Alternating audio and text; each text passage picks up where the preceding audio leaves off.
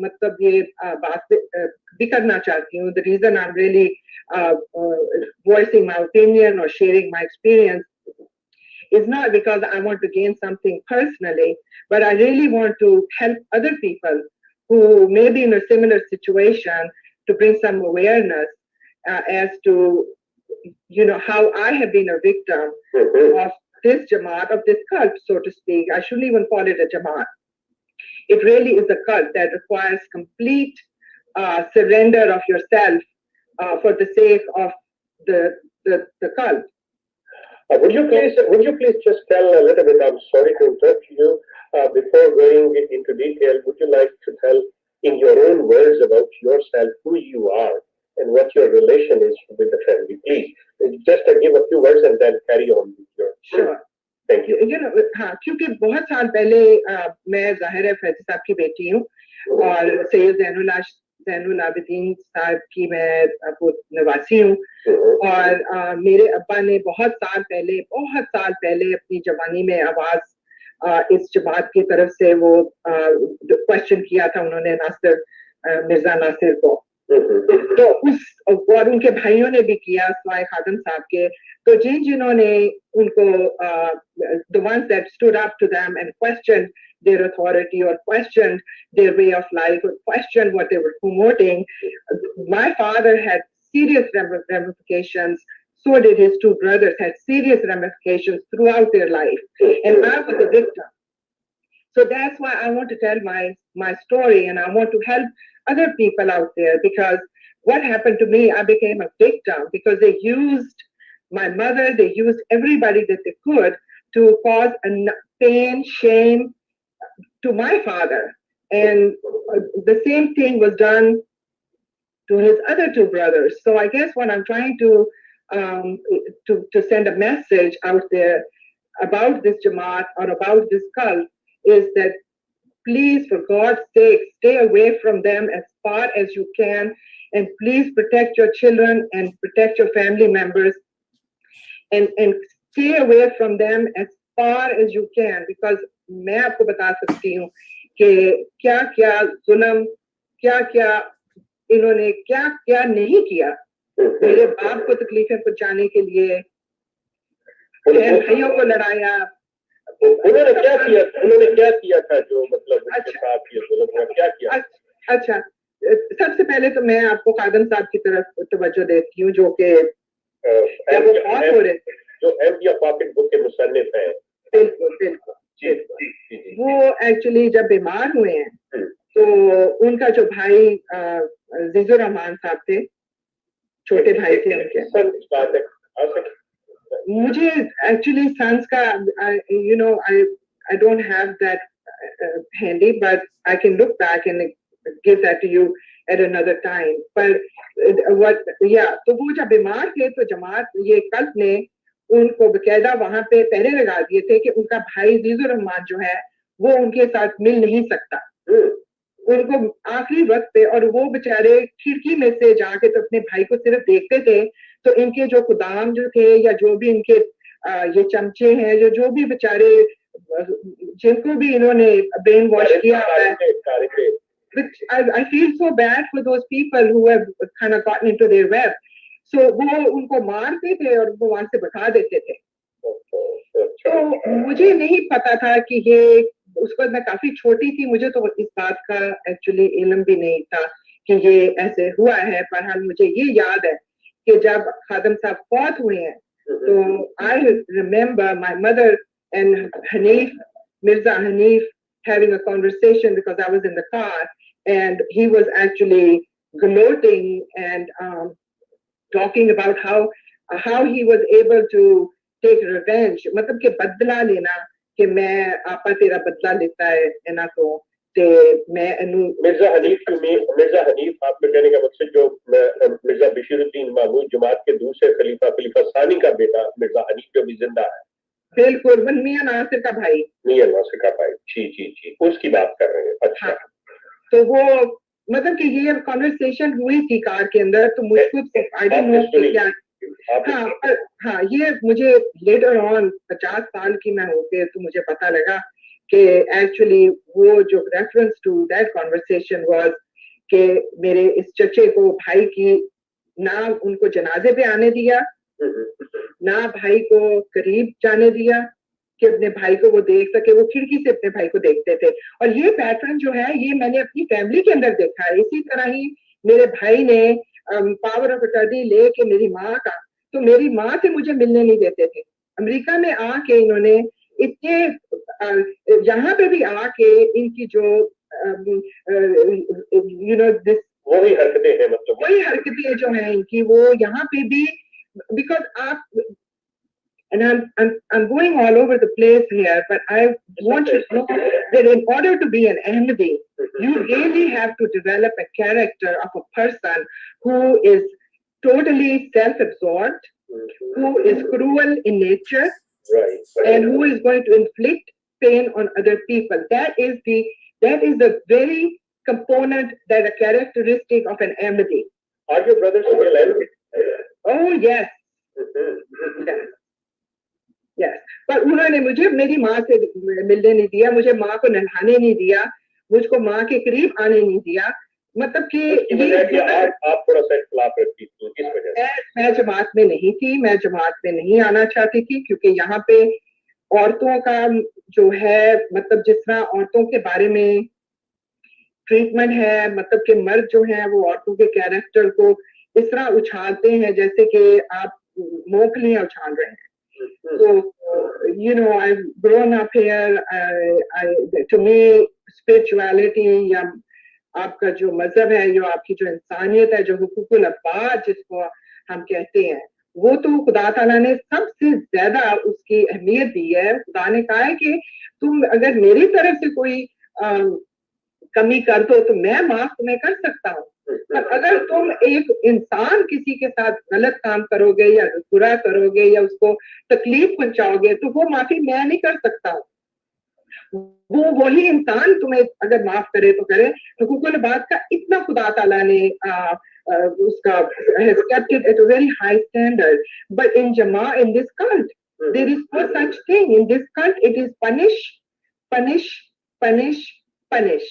आप ये कहना चाह रही हैं कि जमात के अंदर जो ज़ाहरी तौर पे शक्ल दिखाई जाती है, जो लोगों को एक तरह का इंप्रेशन दिया जाता है कि हम बड़े पीसफुल और बड़े प्यार करने वाले और जमात में इत्तेहाद है और हम लोग आपस में बड़े अमन से घर में रहते हैं, लेकिन दर हकीकत जो अहमदी फैमिलीज है वो सुकून से आ रही है, मतलब आपस में मियां बीवी जो है, एक दूसरे बहन भाई जो है, मतलब वो उस तरह से एक दूसरे के साथ नहीं मिलते या प्यार नहीं है।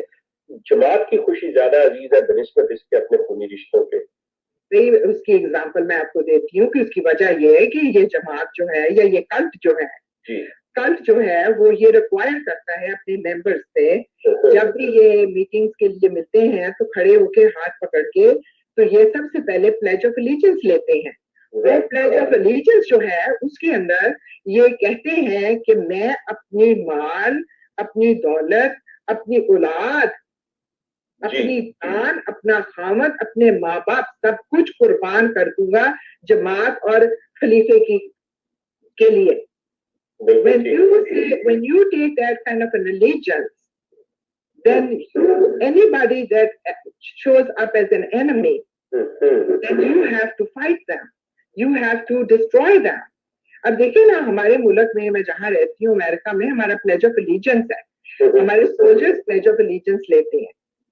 अगर हमें किसी किस्म का थ्रेट है, एक मुल्क है हम लोग, यहाँ पे में कोई थ्रेट है तो जाहिर है कि हमारे सोल्जर्स जो हैं वो जाके तो डिस्ट्रॉय करेंगे एनिमी को। अच्छा, ये देखो कल्ट का, यही इनका कल्ट का भी यही सिस्टम है कि अगर कोई आवाज उठाता है या कोई क्वेश्चन करता है तो उसको डिस्ट्रॉय कर दो। मतलब कि हमारे अपनी फैमिली, मेरे बाप की फैमिली तितर बितर डिस्ट्रॉय हो चुकी हुई है।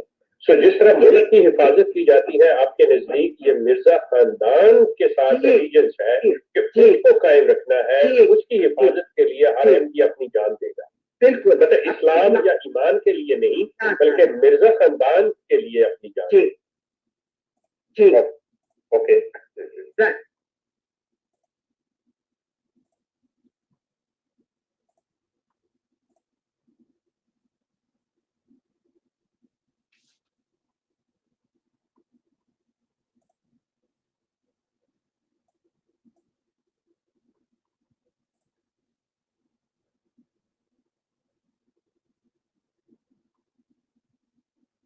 जो है इनका, आपको मैं एक और बात बताती हूँ कि ये जो है इनका, आपको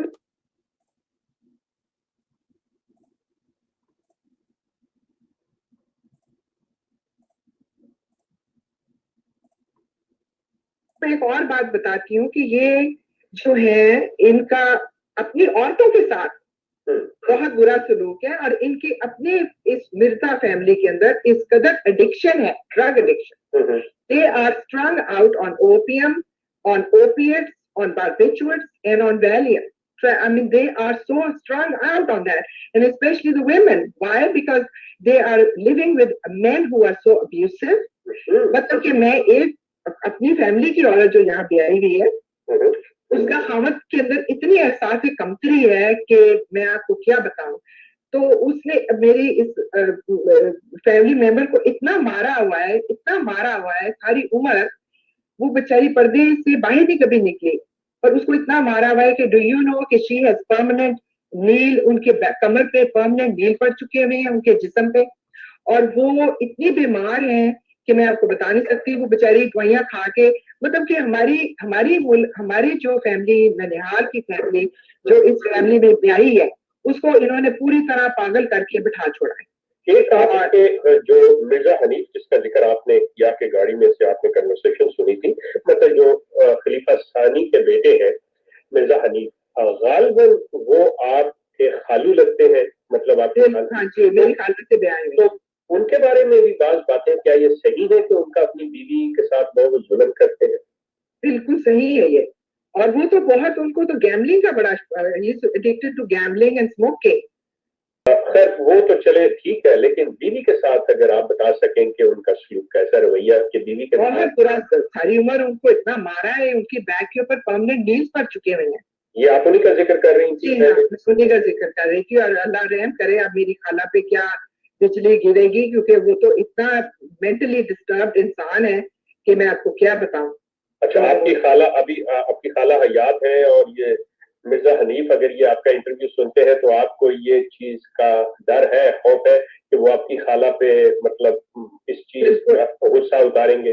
बिल्कुल बिल्कुल, ये ऐसे ही करते हैं. और ये क्या, उम्मे ताहिर जो थी, वो मेरी कहानियां मैंने अपनी वालदा से सुनी है, औरों से सुनी है कि वो जो इनका कल्ट का जो मेंबर था, खलीफा सानी, जो उनके वो बड़ा मारा करते थे.